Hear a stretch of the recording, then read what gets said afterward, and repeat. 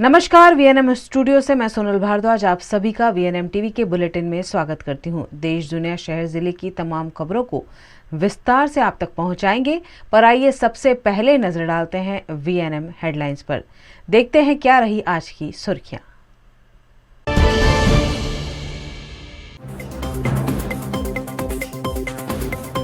सिक्किम में सेना के जवानों के साथ दुखद हादसा, 16 जवानों की मौत।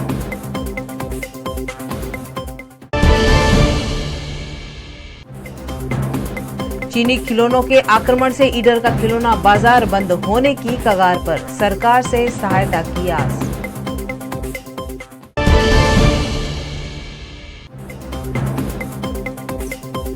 और कोरोना से निपटने की गुजरात सरकार ने की तैयारियां, स्वास्थ्य केंद्रों में की गई ऑक्सीजन मॉक ड्रिल।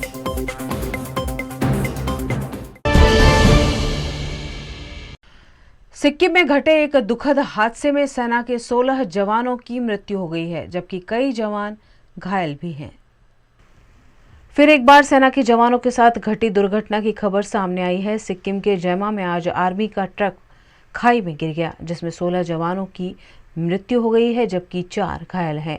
आर्मी द्वारा मामले पर बताया गया कि वाहन एक तीखे मोड़ पर फिसल गया और सीधे खाई में जा गिरा। इस वाहन के साथ आर्मी की 2 वैन और थी। तीनों वाहन सुबह चटन से गंथु के लिए निकले थे। सेना की रेस्क्यू टीम ने 4 घायल जवानों को एयरलिफ्ट किया है। वहीं कड़ी मशक्कत के बाद जवानों के शवों को भी बरामद किया गया। राष्ट्रपति द्रौपदी मुर्मू और प्रधानमंत्री नरेंद्र मोदी ने इस हादसे पर दुख जताया है और घायलों के जल्द ठीक होने की कामना की है। पीएम ने जान गंवाने वाले जवानों के परिवार को प्रधानमंत्री राहत कोष से 2-2 लाख रुपए और घायलों को 50-50 हजार रुपए देने की घोषणा की है। रक्षा मंत्री राजनाथ सिंह ने भी हादसे पर दुख जताया। उन्होंने लिखा, उत्तरी सिक्किम में सड़क दुर्घटना में भारतीय सेना के जवानों की जान जाने से बहुत दुखी हूँ। देश उनकी सेवा और प्रतिबद्धता के लिए उनके प्रति कृतज्ञ है। मृतक जवानों के परिवारों को मेरी संवेदनाएं। घायल जवानों के जल्द ठीक होने की कामना करता हूं। गुजरात के साबरकांठा का खिलौना बाजार आधुनिक खिलौनों के चक्कर में मरने की कगार पर पड़ा है। गुजरात के साबरकांठा का ईडर देश भर में लकड़ी के खिलौने बनाने के लिए जाना जाता है, लेकिन चीनी खिलौने की बढ़ती डिमांड के बीच अब लकड़ी के खिलौने बनाने वाले कारीगर पीछे रह गए हैं। ईडर के खरादी बाजार में देश विदेश से लोग लकड़ी के खिलौने लेने आते थे, लेकिन अब प्लास्टिक और इलेक्ट्रिक खिलौने बाजार में आ गए हैं, जिससे लकड़ी के खिलौनों की डिमांड घट गई है। धीरे धीरे ईडर का खिलौना बाजार खत्म होने की कगार पर पहुंच गया है। यहाँ कहीं कहीं आज भी रंग बिरंगे, आकर्षक और बेहद सुंदर, देखते ही खरीदने के लिए मन ललचा जाए ऐसे खिलौने और वस्तुएं बनाई जाती है। एक वक्त था जब 300 से ज्यादा कारीगर यहाँ लकड़ी के खिलौने बनाते थे, लेकिन अब सिर्फ 3 से 4 ही कारीगर बचे हैं।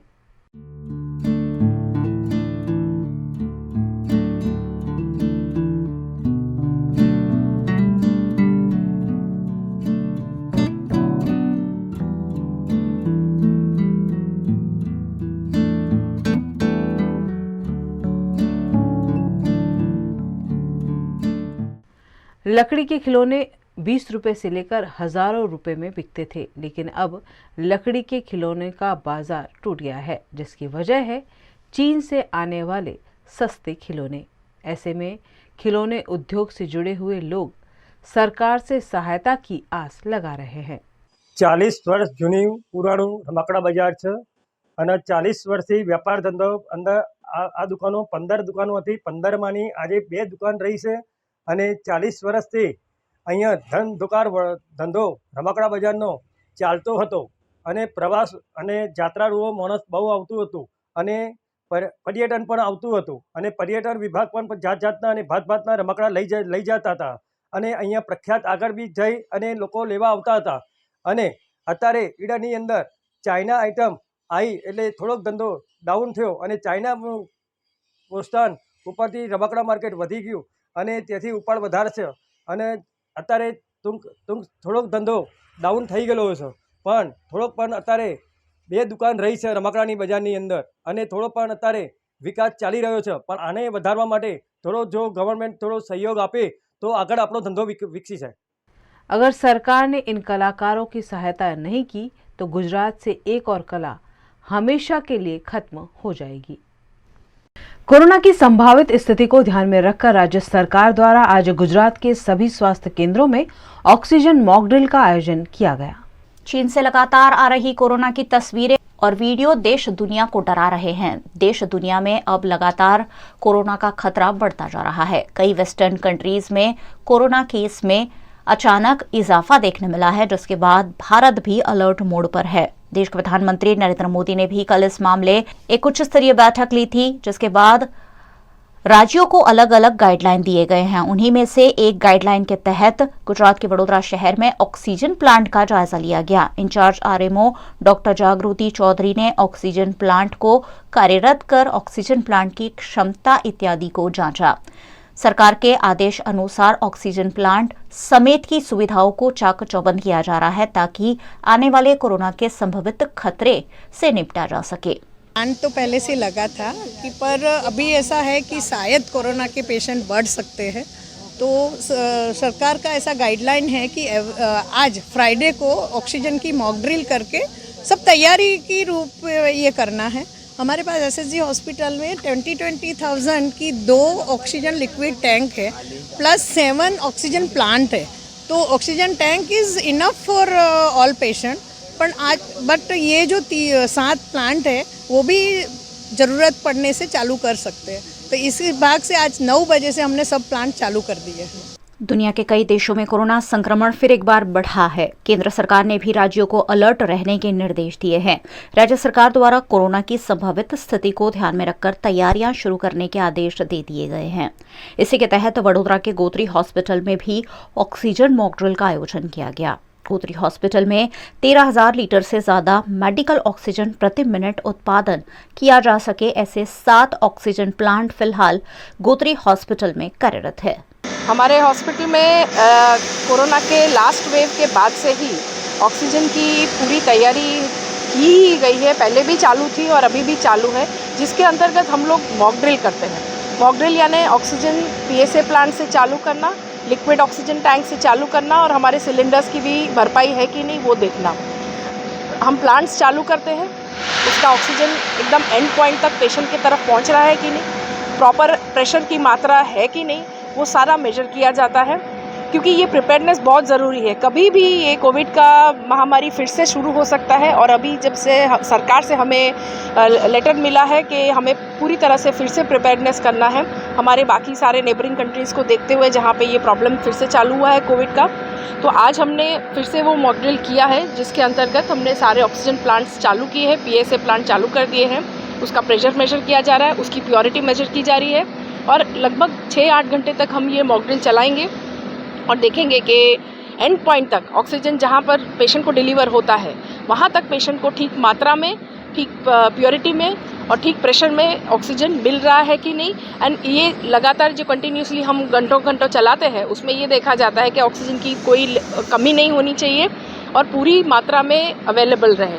प्लस हम ये भी देखते हैं कि लिक्विड ऑक्सीजन का जो स्टोर है वो हमारे पास इनफ है कि नहीं, टाइमली हमें मिल जाएगा कि नहीं, ये ज़रूरी है। क्योंकि जब तक हम प्रिपेयर्डनेस नहीं करेंगे, जब तक हम ये तैयारी नहीं करेंगे, तो जब समय आने पर जब पेशेंट की मात्रा बहुत सारी बढ़ जाती है, ज़्यादा मात्रा में पेशेंट आए, तो उस समय हमारी पूरी की पूरी तैयारी कंप्लीट होनी चाहिए। कोई भी एक भी लूप होल नहीं रहना चाहिए।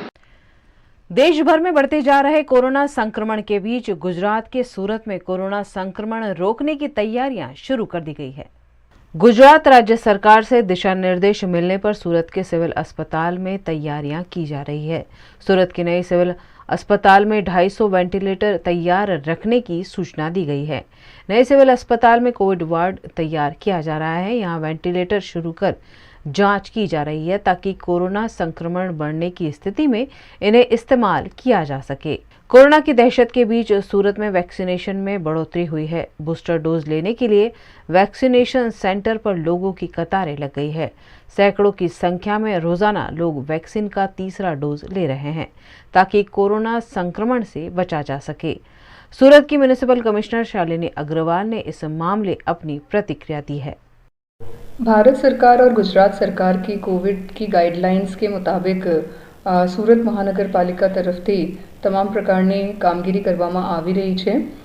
સુરત મહાનગરપાલિકામાં જો હેલ્થ સ્ટાફ છે, વિવિધ હોસ્પિટલ્સ છે, એમના સાથે એક મીટિંગ યોજવામાં આવી હતી અને આમાં ટેસ્ટિંગ, ટ્રેકિંગ, આઇસોલેશન, આ તમામ જો પાસાઓ છે કોવિડના, આમાં કેવી રીતે કામગીરી કરવી એમના માટેનું એક ફરીથી રિવ્યૂ મીટિંગ જેવી યોજવામાં આવી હતી અને તમામ પ્રકારથી વહીવટી તંત્ર, કોર્પોરેશન સુસજ્જ છે કોવિડને ધ્યાને લઈને અને ભારત सरकार અને ગુજરાત સરકારની જે પણ सूचनाओं, जो भी सूचना आ रही हैं, उन सभी को सूरत महानगरपालिका पूरी तरह से इम्प्लीमेंट कर रही है। आपके थ्रू मैं लोगों से बस इतनी ही अपील करूँगी कि सावधानी रखें। केंद्र सरकार और राज्य सरकार के आदेश के बाद गुजरात के अरवली जिले में भी कोविड अस्पताल और ऑक्सीजन प्लांट की कवायद शुरू कर दी गई है। चीन समेत दुनिया के कई देशों में कोरोना संक्रमण फिर से बढ़ रहा है। गुजरात में भी महामारी से लड़ने के लिए स्वास्थ्य विभाग को सतर्क कर दिया गया है। इसी बीच अरवली जिले के मोडासा के कोविड अस्पताल में गंभीर लापरवाही सामने आई थी। यहां ऑक्सीजन प्लांट कई दिनों से धूल खा रहा है। इस खबर के असर के भागरूप मोडासा की कोविड अस्पताल की सफाई शुरू कर दी गई है। वहीं ऑक्सीजन प्लांट को फिर से कार्यरत करने की कवायद भी स्वास्थ्य विभाग ने शुरू कर दी है। खाते सार्वजनिक होस्पिटल में ऑक्सीजन प्लांट ने मोकड्रील करवामां आवेल छे तथा कोविड-19 संबंधित जरूरी कामगीरी तैयारी पूर्व तैयारी 5મી વેવના अनुसंधान चालू કરી દેવામાં આવેલી છે। आ ऑक्सीजन प्लांट है 200 लीटर पर मिनिटनी केपेसिटी धरावतो छे। भूतकाळमां अनेक दर्दीओ सार्वजनिक होस्पिटल मोडासा खाते आरोग्यनी सुविधाओं तथा कोविड-19 संबंधित सुविधाओं लाभ लीधो छे ने सारवार मेळवेली छे અને आगामी समयमां पण जेम जरूर जणाशे ए मुजब आगळनी कार्यवाही करवामां आवशे। આજરોજ સરકારશ્રીની સૂચના અનુસાર તથા અરવલ્લી જિલ્લામાં માન્ય કલેક્ટર સાહેબશ્રી, CDMO સાહેબ અને મુખ્ય જિલ્લા આરોગ્ય અધિકારી સાહેબશ્રીની સૂચના અનુસાર આજરોજ મોકડ્રીલ ઓક્સિજન પ્લાન્ટનું મોકડ્રીલ કરવામાં આવ્યું છે તથા હોસ્પિટલને ડેઝિગ્નેટેડ હોસ્પિટલ તરીકે માન્યતા આપી આજરોજ અરવલ્લી જિલ્લામાં કોવિડ હોસ્પિટલ શરૂ કરવામાં આવી છે, જેના અંતર્ગત તમામ સાધનો, વેન્ટિલેટર, કાર્ડિયક મોનિટર વગેરેની સુવિધાઓ સાથે અહીં બેડની વ્યવસ્થા ઊભી કરવામાં આવી છે। न्यूज रूम से खबरों का सिलसिला लगातार जारी रहेगा। बने रहिए हमारे साथ, देखते रहिए VNM न्यूज। भारत ले रहा है इलेक्ट्रिक अंगड़ाई। क्यों ना हम साथ चले, साथ चले, साथ बढ़े, साथ बढ़े, देश मेरे, देश मेरे। देश को ले जाए नई दिशा की ओर। आपका जॉय, भारत का जॉय। ધોરણ 12 પછી કેનેડામાં ઓછામાં ઓછા બજેટમાં કઈ રીતે સ્ટડી કરી શકાય એનું સંપૂર્ણ માર્ગદર્શન મેળવવા આજે જ વિઝિટ કરો કાનન ઇન્ટરનેશનલ, જ્યાં તમને મળશે IELTS, PTE, TOEFL, GRE અને સેટના કોચિંગ સાથે કોલેજ યુનિવર્સિટીના study options, facilities like mock test, SOP, EMI, education loan, visa filing અને pre departure, everything under one roof. તો આજે જ આવો Kanan international at trident complex, racecourse road, Vadodara. વડોદરાના ઘણા વિસ્તારો જેમ કે અકોટા, માંજલપુર, અલકાપુરી, મકરપુરા વગેરે વગેરે વિસ્તારોના લોકો ચિંતામાં છે। આ ચિંતાનું કારણ છે વડોદરાના લોકોમાં વધતી ઈર્ષા। જી હા, અને આ ઈર્ષાનો સ્ત્રોત છે તરસાલી એરિયામાં આવેલ રેઝિડેન્શિયલ પ્રોજેક્ટ દર્શનમ પ્લેસ। ઘણી બધી એમિનિટીઝથી ભરપૂર આ 2 અને 3 BHK પ્રોજેક્ટ બની ગયો છે નવા ઘર શોધવાવાળા લોકો માટે એક અનોખો અવસર। भारत ले रहा है इलेक्ट्रिक अंगड़ाई। क्यों ना हम साथ चले, साथ चले, साथ बढ़े, साथ बढ़े, देश मेरे, देश मेरे। देश को ले जाए नई दिशा की ओर। आपका जॉय, भारत का जॉय। वडोदरा शहर के लोगों को गुजरात के सबसे लंबे फ्लाईओवर ब्रिज का तोहफा रविवार 25 दिसंबर को मिलने वाला है, जिसकी तैयारियों को आखिरी स्वरूप दिया जा रहा है। गुजरात के वडोदरा शहर में राज्य का सबसे लंबा 3 किलोमीटर का फ्लाईओवर ब्रिज बनकर तैयार है, जिसकी कार्यवाही को आखिरी अंजाम दिया जा रहा है। 25 तारीख रविवार को गुजरात राज्य के मुख्यमंत्री भूपेंद्र पटेल के हाथों अटल ब्रिज का लोकार्पण किया जाएगा, जो गैंडा सर्कल से मनीषा चौकड़ी तक बनाया गया है। इन दोनों ब्रिज की कार्यवाही को आखिरी अंजाम दिया जा रहा है। ब्रिज पर लगी हुई स्ट्रीट लाइटों का चेकिंग कर लिया गया है। ब्रिज के रंग रोगन की कार्यवाही इन दिनों पूरे जोरों पर है। गैंडा सर्कल पर कई वक्त से वाहन चालकों की आवाजाही के लिए बंद किया गया था, जो अब खोल दिया गया है, जिससे लोगों को ट्रैफिक समस्या से आज़ादी मिली है। वहीं एलोरा पार्क से रेसकोर्स जाने वाली सड़क को भी खोल दिया गया है, जिससे वाहन चालकों ने राहत की सांस ली है। गुजरात के पाटण के सिद्धपुर से विधायक बने कैबिनेट मंत्री बलवंत सिंह राजपूत ने सरकार की ओर से मिलने वाला वेतन नहीं लेने का निर्णय लिया है। गुजरात विधानसभा चुनाव 2022 हाल ही में संपन्न हुआ है। इस चुनाव में पाटण के सिद्धपुर से भारतीय जनता पार्टी के बलवंत सिंह राजपूत विजेता बने हैं, जिन्हें कैबिनेट मंत्री का दर्जा भी दिया गया है। बलवंत सिंह राजपूत ने उन्हें विधायक और मंत्री के रूप में मिलने वाला वेतन और भत्ता नहीं लेने का निर्णय किया है, जिसकी जानकारी उन्होंने गुजरात राज्य के मुख्यमंत्री भूपेंद्र पटेल को एक पत्र लिखकर की है। क्रिसमस के त्योहार को देश दुनिया में इन दिनों धूमधाम से मनाया जा रहा है। गुजरात के वडोदरा शहर में भी क्रिसमस की धूम देखी जा रही है। कोरोना के 2 साल बाद ईसाई समुदाय धूमधाम से क्रिसमस मनाने के लिए तैयार है। गुजरात के वडोदरा में भी ईसाई समुदाय द्वारा क्रिसमस मनाने की तैयारियां जोरों शोरों से की जा रही है। वडोदरा के फतेहगंज से भव्य क्रिसमस परेड आयोजित की गई, जिसे ईसाई अग्रणियों ने लाल झंडी दिखाकर रवाना किया। बड़ी संख्या में ईसाई समुदाय के लोग क्रिसमस परेड में शामिल हुए। इस मौके पर अलग अलग झांकियां आकर्षण का केंद्र बनी। ईसाई समुदाय के लोगों ने लाल कपड़ों में सज होकर परेड में उत्साह के साथ शिरकत करते हुए भगवान यीशु के जन्मदिन के उपलक्ष्य में आयोजित उत्सव को मनाया। અમે ઈશ્વર પિતાનો આભાર માનીએ છીએ 2022ના વર્ષને માટે અને ડિસેમ્બર મહિનો અને નાતાલની ઉજવણી અમે કરી રહ્યા છીએ અને ભાગરૂપે અત્યારે અમે ક્રિસમસ પરેડનું આયોજન કર્યું અને વડોદરા શહેરના બધા જ લોકોને અમે નાતાલની શુભેચ્છા પાઠવવા માગીએ છીએ। નવા વર્ષના આશીર્વાદો પ્રત્યેકને પ્રાપ્ત થાય, દેશમાં શાંતિ સલામતી સુખાકારી આવે એવી અમારી ખાસ પ્રાર્થના છે અને એ જ સંદેશ અમે દેશના વડોદરા શહેરના બધા જ લોકોને અત્યારે આપી રહ્યા છીએ। ક્રિસમસ ઉજવવાને માટે પ્રભુએ અમને સર્વને તક આપી છે અને ક્રિશ્ચિયન યુનાઇટેડ ગ્રુપ અને ડિસ્ટ્રિક્ટ એમવાયએફ દ્વારા ફરીથી એકવાર ક્રિસમસ પરેડ 2022નું આયોજન કરવામાં આવ્યું છે। ત્યારે તમામ આયોજકોનો અત્યારે હું આભાર માનું છું। માન્ય ડિસ્ટ્રિક્ટ સુપ્રિન્ટેન્ડન્ટ, ડિસ્ટ્રિક્ટ લે લીડર અને ડિસ્ટ્રિક્ટના તમામ પાળક સાહેબો, સંસ્થાના આગેવાનો અને સાથે સાથે વડોદરા ડિસ્ટ્રિક્ટના તમામ ભાઈ બહેનો વતી અમે વડોદરા શહેરની જનતાને નાતાલ અને નવા વર્ષની શુભેચ્છા પાઠવીએ છીએ। પ્રભુ સર્વને આશીર્વાદિત કરે, તંદુરસ્ત રાખે અને દરેકને માટે નવું વર્ષ આશીર્વાદરૂપ બને એવી અમારી પ્રાર્થના છે। ઈસુ ખ્રિસ્ત આ દુનિયા પર આવ્યા એટલા માટે કે દુનિયાના તમામ લોકોને પાપમાંથી બચાવે, મોક્ષ આપે, મુક્તિ આપે, આનંદ અને શાંતિ આપે અને અમારો એ જ સંદેશો છે। આ ક્રિસમસ પરેડ દ્વારા અમે એ જ લોકોને જણાવવા માગીએ છીએ કે ઈસુ ખ્રિસ્ત જગતના ઉદ્ધારને માટે આવ્યા, મોક્ષને માટે આવ્યા અને એમના પર વિશ્વાસ કરવાથી તમામ લોકોને પાપમાંથી માફી, શાંતિ અને મુક્તિ મળે છે। गुजरात के वडोदरा शहर में सेवक प्रोजेक्ट अंतर्गत 3 दिवसीय प्रशिक्षण सेमिनार का आयोजन किया गया है। सेवक प्रोजेक्ट अंतर्गत गुजरात, तमिलनाडु, बिहार और उड़ीसा में करीब 250 से ज्यादा गांवों में ब्लड प्रेशर, डायबिटीज, एनीमिया जैसी बीमारियों का निःशुल्क निदान किया जाता है। करीबन 1.5 लाख लोगों का सर्वे सेवक प्रोजेक्ट अंतर्गत किया गया है। पिछले 12 वर्ष से सफलतापूर्वक चल रहे इस प्रोजेक्ट अंतर्गत कई सेवकों को प्रशिक्षण देकर ग्रामीणों को स्वास्थ्य सुविधाएं मुहैया कराई जाती है। इसी के तहत 22 से 25 दिसंबर 2022 तक 3 दिवसीय सेमिनार वडोदरा के निजी होटल में आयोजित किया गया है, जिसमें विशेषज्ञों द्वारा सेवकों को प्रशिक्षण दिया जा रहा है।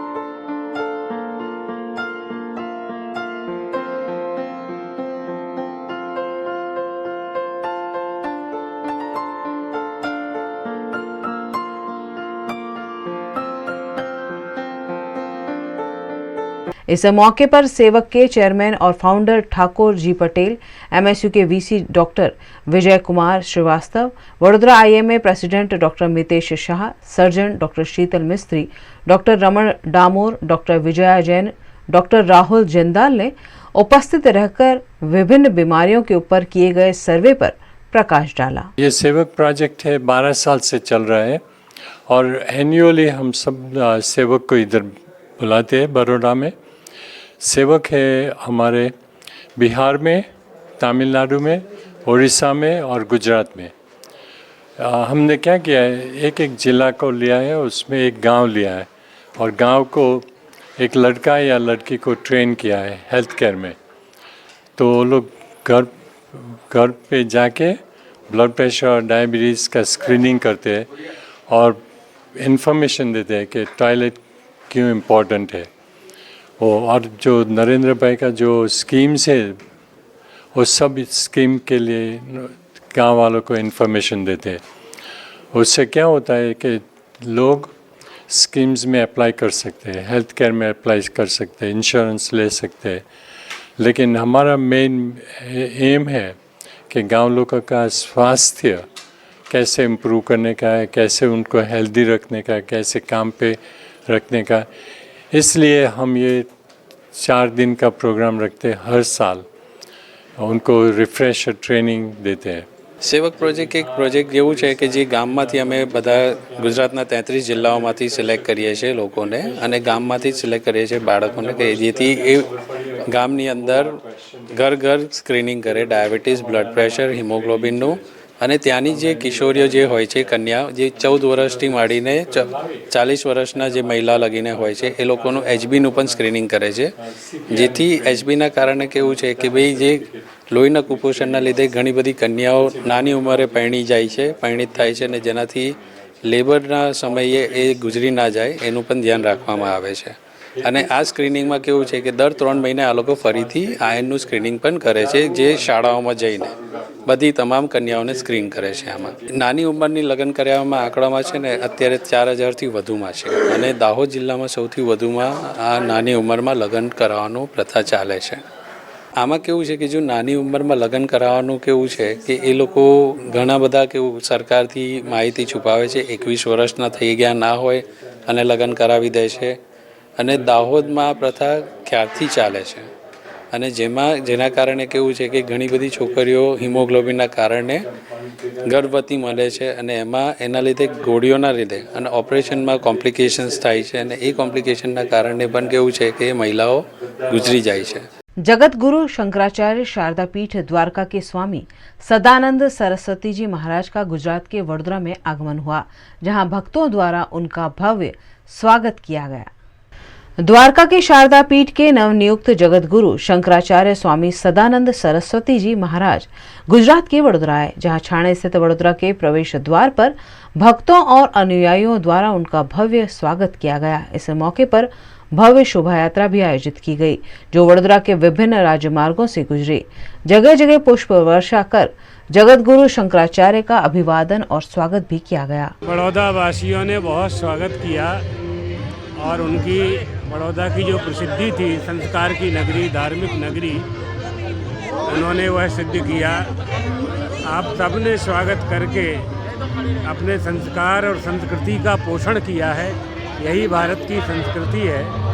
भारत में संतों का आदर हुआ है, होता रहा है और सन्मार्ग पर चलने का उपदेश समाज को देते रहते हैं संत महात्मा लोग।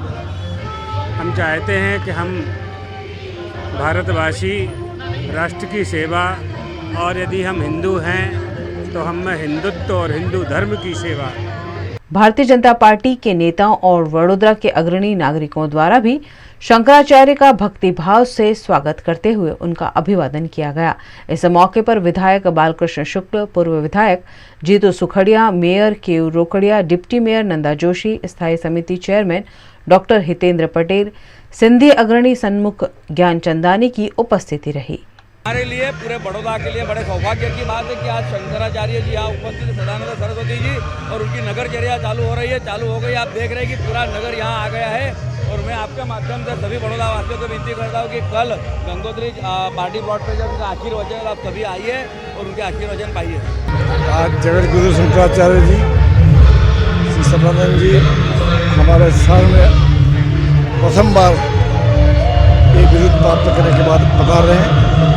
हमारे दिल में बहुत उमंग है, बहुत भक्ति है और इनका स्वागत पूरे बड़ौदा सिटी में इनका स्वागत हो रहा है और आज हमारे लिए बड़ी खुशी की बात है।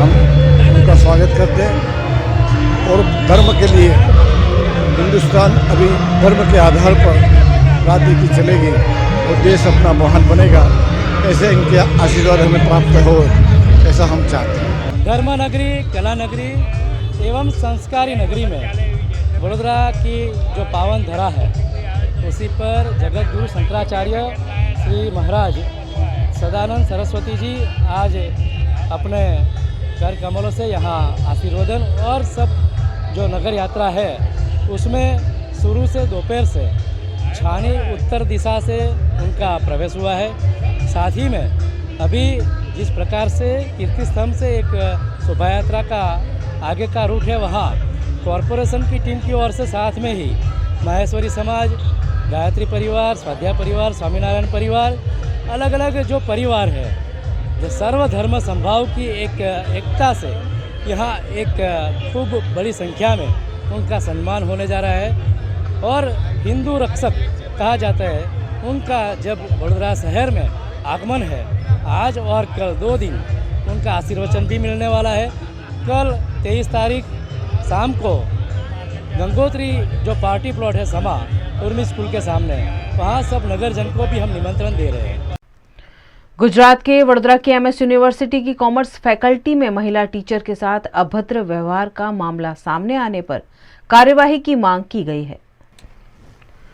गुजरात के वडोदरा के विश्व प्रसिद्ध एमएस यूनिवर्सिटी में हजारों छात्र दूर दूर से पढ़ाई के लिए आते हैं। यहाँ की कॉमर्स फैकल्टी में फर्स्ट ईयर के चालू लेक्चर में महिला शिक्षक के साथ अभद्र व्यवहार किया गया था, जिसके बाद महिला प्रोफेसर रोते रोते क्लास से बाहर चली गई थी। इस मामले यूनिवर्सिटी प्रबंधन द्वारा कोई कदम नहीं उठाए गए हैं, जिसका छात्र नेताओं ने विरोध किया और यूनिवर्सिटी से ऐसे असामाजिक तत्वों को रस्टिकेट करने की मांग की। कई फैकल्टीना विद्यार्थीओने શું માંગ છે? અમે યુનિટ બિલ્ડિંગના વિદ્યાર્થીએ છીએ।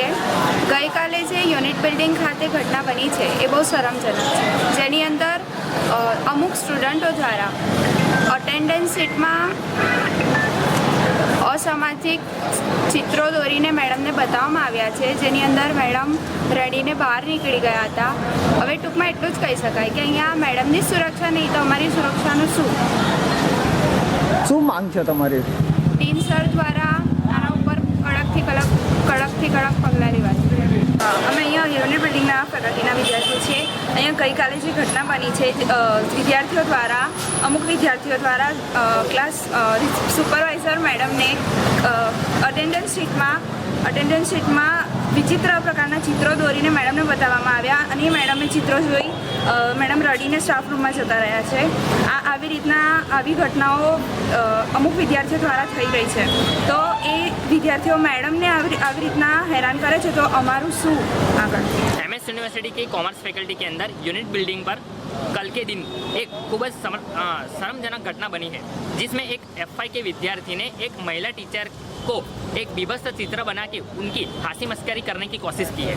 ये घटना को अपने एमएस यूनिवर्सिटी के सत्ताधीश बहुत लाइटली ले रहे हैं, पर ये घटना बहुत शर्मजनक घटना है और इस पर कड़क से कड़क स्टेप लेने की ज़रूरत है। सत्ताधीश को जब पूछने में आता है कि ये विद्यार्थियों को पकड़ने में आया कि नहीं आया, तो सत्ताधीश का आंसर ये है कि क्लासरूम के अंदर कैमरा ना होने की वजह से हम वो विद्यार्थियों को पकड़ नहीं पाए। तो क्या ये लाखों रुपीस का खर्च आप इसीलिए करते हैं कि ऐसे कोई घटना बने?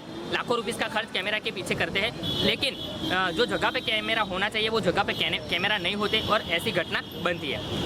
हमारी सत्ताधीश से इतनी ही मांग है कि ये जो कोई भी विद्यार्थी है वो विद्यार्थियों को जल्द से जल्द पकड़ने में आए और उनके ऊपर कड़क से कड़क कार्यवाही करने में आए, क्योंकि ये घटना एक खूब शर्मजनक घटना है। इनके ऊपर अगर आज जो कड़क से कड़क अमल होगा तो तो आगे कोई विद्यार्थी ऐसी कोई घटना करने से रोक पाएंगे। तो हम यही मांग करते हैं कि इनके ऊपर अगर पुलिस केस करना पड़े तो पुलिस केस करो, क्योंकि एक उदाहरण बनना चाहिए। आज जो विद्यार्थी ने टीचर के साथ करा है वो कल उठ के किसी विद्यार्थिनी के साथ भी कर सकता है। तो ऐसे विद्यार्थियों की फैकल्टी के अंदर कोई ज़रूरत नहीं है। एक एमएस यूनिवर्सिटी एक शिक्षा का धाम है, यहाँ शिक्षा जिसको चाहिए वो विद्यार्थी आते हैं। ऐसी हंसी मस्करी या विभिन्न वर्तन करने वाले जो विद्यार्थी है उनकी यहाँ फैकल्टी के अंदर, यहाँ यूनिवर्सिटी के अंदर उनकी कोई ज़रूरत नहीं है। तो उनको अगर रस्टिकेट करना पड़े तो उनको रस्टिकेट भी करिए, जिसकी वजह से आगे और विद्यार्थियों का भविष्य सेफ रहेगा, क्योंकि ऐसे विद्यार्थी दूसरे विद्यार्थियों का भविष्य बिगाड़ रहे हैं, ऐसा हमें लगता है।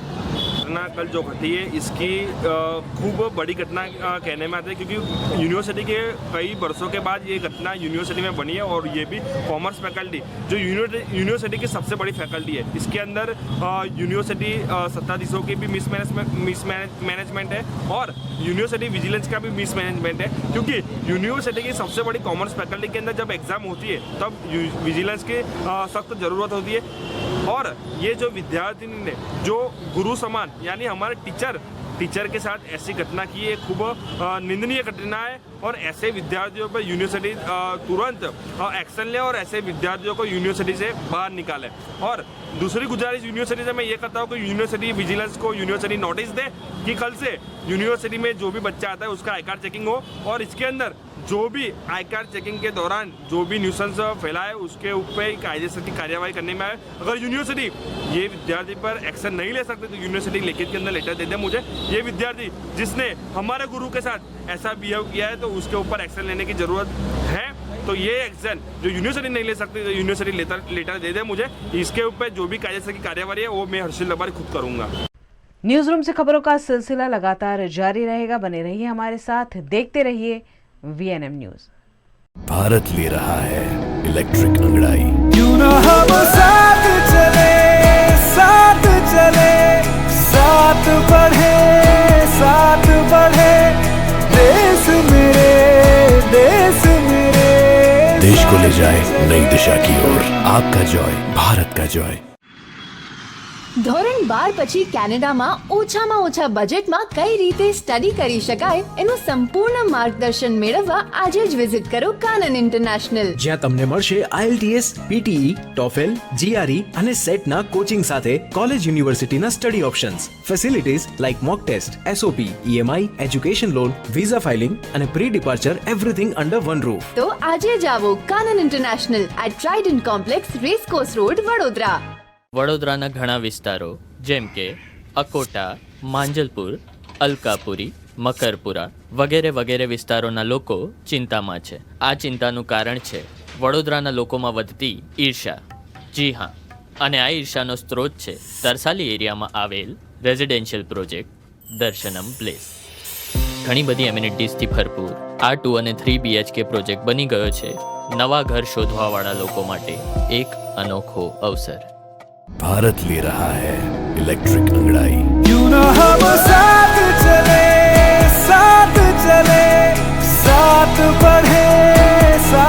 बढ़े, देश मेरे, देश को ले जाए नई दिशा की ओर। आपका जॉय, भारत का जॉय। गुजरात के वडोदरा शहर में मिनरल चेस एकेडमी और दिव्यम फाउंडेशन द्वारा अंतर्राष्ट्रीय स्तर पर सूर्या ट्रॉफी चेस प्रतियोगिता का आयोजन किया गया है, जिस पर पत्रकार परिषद में जानकारी दी गई।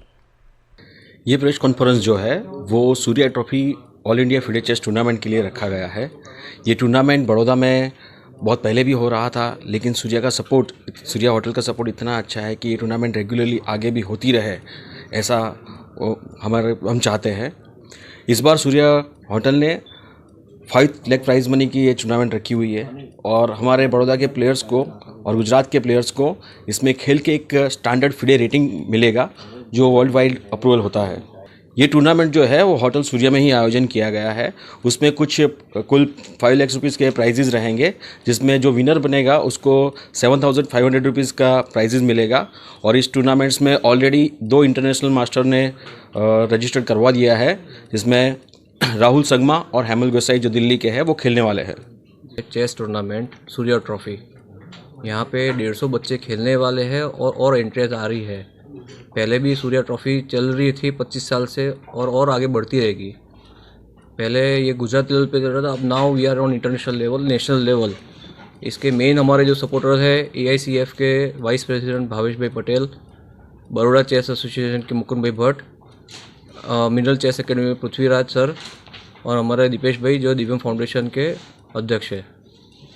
और ये बहुत अच्छी टूर्नामेंट है खिलाड़ियों के लिए। चेस को हम प्रमोट करना चाहते हैं और प्रमोट करते रहेंगे।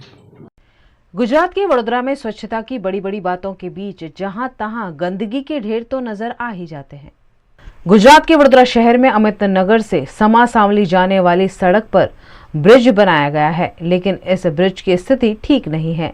यहां से गुजरती पानी की पाइपलाइन लीकेज है, जहां से लगातार पानी गिरता रहता है। ऊपर से यहां गंदगी के ढेर नजर आ रहे हैं, जिससे स्थानीय निवासियों का स्वास्थ्य खतरे में है। ये बड़ौदा शहर का एंट्रेंस ब्रिज है, यानी जो उर्मी स्कूल है वो मेन ब्रिज है अजीता नगर जाता हुआ। उसके बाद में जो सर्विस रोड जाता है, वो सर्विस रोड के आगे भी एक छोटा ब्रिज है, बहुत पुराना ब्रिज है। यही रोड पे आप देख सकते हो कई दिनों से गंदगी के यहाँ ढेर पड़े हैं। आप मेरे पीछे देख सकते हो, गुजरात में बड़ौदा में स्वच्छता अभियान की बड़ी बड़ी बातें की जा रही है, बड़े बड़े वादे किए जा रहे हैं, दावे किए जा रहे हैं। और कितने सालों से यहाँ भारतीय जनता पार्टी का शासन है, लेकिन स्वच्छता बड़ौदा में कहीं भी दिखे तो हम गुलाम हो जाए इनके। आज भी यहाँ सब लोग देख रहे कितने गंदगी रखी है, जो रखा है गाय भी है, कुत्ते भी है, और यहाँ बांस भी मार रही है। ये भी एक सर्विस रोड है, तो यहाँ भी स्वच्छता करनी चाहिए। मिट्टी के ढेर पड़े, पत्थरों के ढेर पड़े हुए, और देखा जाएगा रोड का भी काम शुरू है, लेकिन पब्लिक को यहाँ आने जाने का एक ही रास्ता है, तो इसको भी अच्छा उन्होंने बनाना चाहिए। लेकिन कहीं ना कहीं बड़ौदा महानगर पालिका स्वच्छता अभियान में कहीं ना कहीं पीछे अभी पड़ हो गया है। दूसरी बात ये कि स्वच्छता अभियान करना है तो पूरे बड़ौदा में छोटी छोटी गली हो या बड़ा हो, सभी जगह पे स्वच्छता का ध्यान देना चाहिए। गुजरात के अहमदाबाद के वस्त्रापुर के व्यवसायी को फोन और ईमेल से धमकी देकर करोड़ों की फिरौती मांगने वाले शख्स को अहमदाबाद सिटी क्राइम ब्रांच ने गिरफ्तार कर लिया है। वस्त्रापुर के एक व्यापारी है, उनके लड़के को अपहरण करके खून करने की एक धमकी मिली थी। उसमें अहमदाबाद क्राइम ब्रांच ने 2 आरोपियों की धरपकड़ करी है। और धरपकड़ के बाद ऐसा पता चला है कि एक जो आरोपी है उसका नाम मोहन राज है और दूसरा आरोपी है उसका नाम मोहन गवंडर है। दोनों तमिलनाडु के रहवासी है और अभी मणिनगर अहमदाबाद में रह रहे हैं। उसमें से जो मुख्य आरोपी है मोहन राज, वो प्राइवेट बैंक में नौकरी करता था और प्राइवेट बैंक की नौकरी जाने के बाद ये सट्टे में पैसा हार गया। उसके बाद काफ़ी सारी फाइनेंशियल डिफ़िकल्टी के बाद इसने ये डिसीजन लिया कि पैसा कमाने के लिए ऐसा कुछ करना पड़ेगा, इसलिए उसने अपहरण और खून की धमकी व्यापारी को दी थी। जो अपहरण की धमकी देने वाला, पहले तो फ़ोन पे धमकी दी गई थी। फ़ोन भी मतलब US का नंबर हो, ऐसे US के नंबर से धमकी दी थी। उसके बाद में ईमेल आईडी से ही वो बात कर रहा था और ईमेल आईडी से धमकी दे रहा था। इसके पहले इनका गुनाह इतिहास है नहीं, लेकिन जो मोहन राज है he is a cyber expert. Cyber में काफ़ी जगह पे उसने पुलिस को हेल्प करना वगैरह ये कर रहा था। प्रदेश कांग्रेस कमेटी के प्रवक्ता पार्थिवराज सिंह कठवाड़िया ने गुजरात सरकार का बेटी बचाओ कार्यक्रम सिर्फ कागज पर होने का आरोप लगाते हुए महिलाओं को सुरक्षा देने में गुजरात सरकार को असफल बताया। खास करके गुजरात में महिला सुरक्षा के मुद्दे पे आज हमने प्रेस वार्ता की थी। गुजरात सरकार पिछले कुछ सालों से महिला सुरक्षा के मामले में असफल रही है। आज गुजरात में दुष्कर्म का, बलात्कार का दर है वो एक दिन के अंदर 5 बलात्कार गुजरात राज्य में हो रहे हैं। दुख के साथ बताना पड़ रहा है कि 18 साल से छोटी बच्चियों में अहमदाबाद पूरे देश में 5वें क्रम पे है। जातीय सेक्सुअल हैरेसमेंट के मामले में अहमदाबाद जैसा शहर वो पूरे देश में 6ठे क्रम पे है। दुख के साथ कहना पड़ रहा है कि अभी जो हमारे सरकार के मंत्री, गृह मंत्री, उन्हीं के शहर में कल ही एक बेटी के गला रेतने की घटना सामने आई। उससे पहले भी वहाँ पे गला रेत के एक बेटी की हत्या की गई थी। खेड़ा के मातर में भी की गई थी। जूनागढ़ में एक बेटी के साथ सामूहिक बलात्कार किया गया। 2 दिन पहले ही हमने देखा कि एक माँ और बेटी दोनों का मर्डर कर दिया किया गया बेटी और माँ की जो डेड बॉडी है वो कबाट में से और फ्रीज में से मिली। तो कहीं ना कहीं गुजरात सरकार की जो महिला सुरक्षा के मामले में जो बेटी बचाओ की बात करते हैं वो सिर्फ कागज पे है। सरकार को जगाने की कोशिश कर रहे हैं कि आप अपनी जीत के उत्सव में से अगर बाहर आ चुके हैं तो ये एक संवेदनशील मुद्दा है। गुजरात राज्य का इतिहास रहा है कि बेटियों के लिए गुजरात के लोगों ने बलिदान दिए हैं और इस राज्य में इस तरह की घटना गुजरात की अस्मिता के लिए शर्मनाक घटना है। आज इस मुद्दे को मीडिया के मार्फत से, मीडिया के माध्यम से हमने उठाया है। आगे चल के हमें हमारी गुजरात की बेटियों के लिए, महिलाओं के लिए रोड पे उतर के आंदोलन करना होगा। तो गुजरात का एक बेटे के नाते, गुजरात के एक नागरिक के नाते ये हम जरूर करेंगे। गुजरात के वडोदरा शहर में बड़ी उम्र की महिलाओं को मंच प्रदान करने वाली स्वरांजलि म्यूजिक एकेडमी द्वारा 26 दिसंबर को कार्यक्रम का आयोजन किया गया है, जिस पर संस्था की फाउंडर मीनाक्षी मनहास द्वारा जानकारी दी गई। आज का प्रेस कॉन्फ्रेंस हम इसलिए कर रहे हैं क्योंकि जैसा कि आप लोग जानते हैं कि स्वरांजलि सिर्फ लेडीज़ को प्रमोट करता है और 26 तारीख, आने वाली 26 तारीख यानी सोमवार को हम ईवा मॉल के बाहर एक बहुत बड़ा प्रोग्राम ऑर्गेनाइज कर रहे हैं, जो सिर्फ हमारे स्टूडेंट्स के लिए नहीं है लेकिन उन लेडीज़ के लिए भी है जो वहाँ उस टाइम पे होंगी, जिन्हें हम नहीं जानते हैं और शायद हम जानना चाहेंगे। अगर उनके अंदर कोई टैलेंट है, कोई उनके अंदर गाने का जज्बा है, तो उस हुनर को हम एक प्लेटफॉर्म देना चाह रहे हैं, जिसकी वजह से हमने ये प्रोग्राम ऑर्गेनाइज़ किया है। हमारे साथ 40 से ऊपर लेडीज़ जुड़ी हुई हैं और जो उस दिन परफॉर्म करेंगी 40 लेडीज़, कि यहाँ जितनी लेडीज़ बहनें हमसे नहीं जुड़ी हैं वो जुड़ें और हमारे इस काफिले को आगे बढ़ाएं। गुजरात के सुरेंद्रनगर के धागंद्रा के प्रदुगढ़ गांव के एक मकान से 4 किलो 300 ग्राम गांजा जब्त किया गया। सुरेंद्रनगर एसओजी को मिली पूर्व सूचना के आधार पर पुलिस इंस्पेक्टर यूएल वाघेला सहित स्पेशल ग्रुप के अधिकारियों ने हुसैन कुरैशी के घर पर छापेमारी की थी, जिसमें लगभग 4 किलो 300 ग्राम गांजा 43,000 के मुद्दामाल के साथ आरोपी को गिरफ्तार कर लिया गया है। साथ ही इसके एक अन्य साथी के खिलाफ गुनाह दर्ज किया गया है।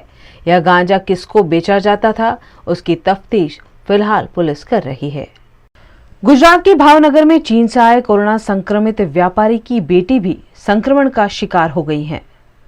चीन में इन दिनों कोरोना का नया वेरिएंट BF.7 कहर मचा रहा है। लाखों लोग इस वेरिएंट की चपेट में आ गए हैं और इसी बीच गुजरात के भावनगर से चीन गए हुए युवक को भी कोरोना पॉजिटिव होने की कल पुष्टि हुई थी। आज उस युवक की 2 साल की बेटी भी कोरोना पॉजिटिव पाई गई है। 2 दिन पहले ही चीन से आए हुए 37 साल के युवक के कोरोना पॉजिटिव पाए जाने के बाद परिजनों का भी टेस्ट किया गया था, जिसमें बेटी भी कोरोना पॉजिटिव आई है। भावनगर के सुभाष नगर इलाके में रहने वाले और चीन से वापस लौटे हुए युवक की बेटी के कोरोना पॉजिटिव आने पर प्रशासन और स्वास्थ्य विभाग हरकत में आ गया है। युवक और उनकी बेटी दोनों के सैंपल लेकर जीनोम सीक्वेंसिंग के लिए भेज दिए गए हैं। जीनोम सीक्वेंसिंग में कोरोना का नया वेरिएंट है कि नहीं, उसकी पुष्टि की जाएगी। भावनगर में चाइना थी 20 तारीखे पति पत्नी ने बालक भावनगर में आया। ये जाते अपना अर्बन हेल्थ सेंटर पर आया, पछी अँ अमे रेपिड टेस्ट करी, पछी त्या ये पॉजिटिव आया, पछी तणेने सेम्पल लईने अमे मेडिकल कॉलेज में मोकल्या।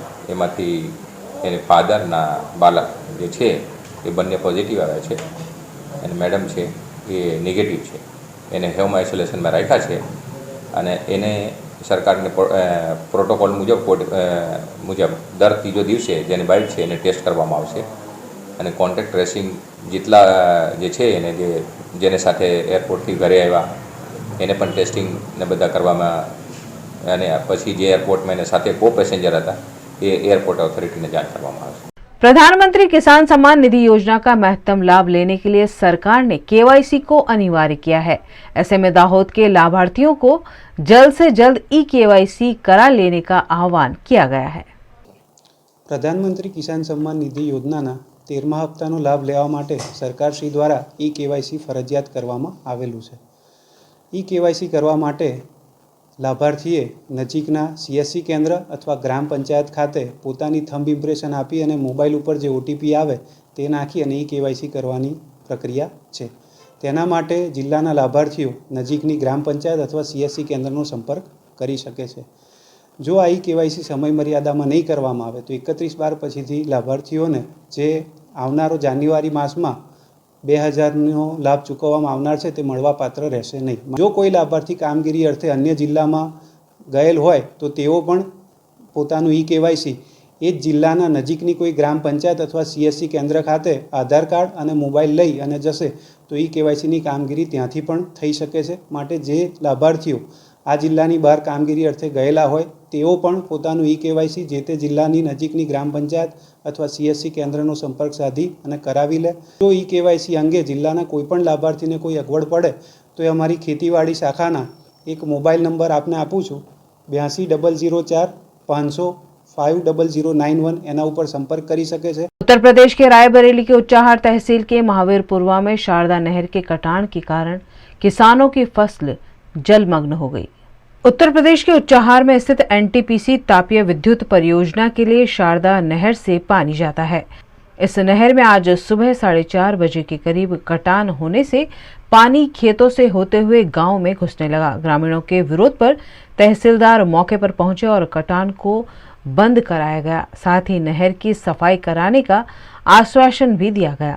यहाँ पर घटना की सूचना मिली है जी सर. पानी का कटान हुआ है नहर से जी, और मैंने इरिगेशन से AE से बात किया, फिर उन्होंने संबंधित प्रतापगढ़ के इरिगेशन AE से बात किया है जी सर. पानी के बहाव को कम किया गया है जी. जो अन्य उसके ओपन द्वार होते हैं उसको खोल दिया गया है. मौके पे JCB बुला दी गई है. JCB से मिट्टी का भराव करवाया जा रहा है. NTPC में हम लोगों ने SO के माध्यम से वहाँ पोकलैंड और आदि मंगाने के लिए सूचना दे दी है. एक पोकलैंड भी अतिरिक्त आ रही है. इसलिए हम लोग चूँकि आज पहली बार हमारे संज्ञान में भी आया है और मौके पर हम लोग देख भी रहे हैं कि दूसरी तरफ से कुछ मिट्टी जो है भट्टी पड़ी हुई है जिसको हटवाया जाना जरूरी है. इसके लिए भी हम संबंधित विभाग को और अपने उच्चाधिकारी को इस तथ्यों से अवगत कराएंगे. इस पाइपलाइन वाले यहाँ पर पटरी से उस पार पाइप कर रहे थे और पूरा पटरी जो है पूरी बैठ गई है और पानी पूरा बहाव तेज हो गया है. गांव की ओर पानी जा रहा है. ये जो है गैस पाइपलाइन वाले जो है पाइप से शुरुआत कर रहे थे और उसी में लीकेज हुआ. लीकेज होने के बाद में जो है ये सारे पाइप पानी 10 मीटर कम से कम पटरी बैठ चुकी है, जिसमें गांव डूबने की पूरी शंका है और पानी बहुत तेज से निकल रहा है. अभी तक कोई अधिकारी या कोई कर्मचारी यहाँ तक मौजूद नहीं पहुँचा है और जिसको सारी सूचना बताई गई है, लेकिन अभी तक कोई अधिकारी आया है, ना कोई SDM आया, ना तहसीलदार आया है, ना NTPC कोई अधिकारी आया. अभी तक कोई नहीं आया. दसियों हजार बीघा में पानी फैलगा, कोई सूचना नहीं आ रही, कोई अधिकारी नहीं आ रहा, ना NTPC का कोई आ रहा है, ना ऊपर से कोई अधिकारी आ रहा है. तो हम लोग परेशान हैं. गेट पर गए, गेट खुलवावा और आगे पानी अब कम नहीं हुआ सर. कोई सूचना नहीं आ रही. कोई अधिकारी नहीं आ रहा. नहरिया ढेर बैठ गई है. लखनऊ तक का सूचना हो गया. लखनऊ से कोई सगल का फोन हो चुका है. सारे जगह का फोन होगा सर. और पूरा गांव कहें 10-12 गांव से ऊपर बूढ़ रहा है. पानी सगल फैल चुका है और पानी कोई था नहीं. पानी निकल रहा, कोई साहब नहीं आ रहा, न सगल का फोन किया, कोई नहीं आ रहा है. VNM TV की खबरें अब आप YouTube, Facebook, Instagram के अलावा OTT प्लेटफॉर्म्स पर भी लाइव देख सकते हैं. Daily Hunt, Jio TV, Vodafone TV पर 24 घंटे VNM TV आपके लिए उपलब्ध है. तो देखते रहिए VNM TV. न्यूज़ रूम से आज के लिए बस इतना ही. देश, दुनिया, शहर, जिले की तमाम खबरों को लेकर हम कल फिर हाजिर होंगे. तब तक के लिए हमें दीजिए इजाज़त. नमस्कार.